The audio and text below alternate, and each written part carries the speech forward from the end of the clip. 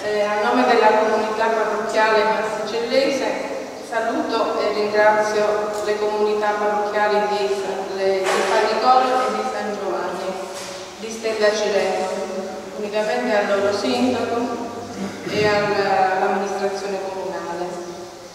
Saluto ancora il nostro sindaco, che forse ancora non arriverà, spiritualmente presente, i sacerdoti presenti e i seminaristi intervenuti in questo giorno di festa per il nostro caro Don Antonio.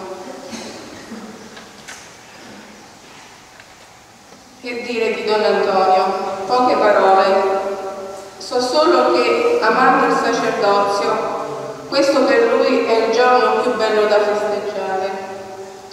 Gli auguriamo di essere sempre più grande nella fede.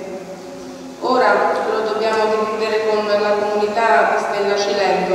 Un po' ci dispiace, ma è bello condividere questo cammino di fede e mi piace immaginare anche un gemellaggio tra le comunità parrocchiali. Nella fede non si può essere egoisti, per cui gli auguriamo buona strada anche a Stella. La fatica non sarà lieve, ma lui è forte e col sostegno della Madonna e del Signore ce la farà. Auguriamo anche a Don Massimo una lunga permanenza a Massicelle, perché da oggi ha avuto mandato dal Vescovo quale cooperatore parrocchiale di Don Antonio e gli auguriamo in prosieguo di averlo presto in mezzo a noi come sacerdote.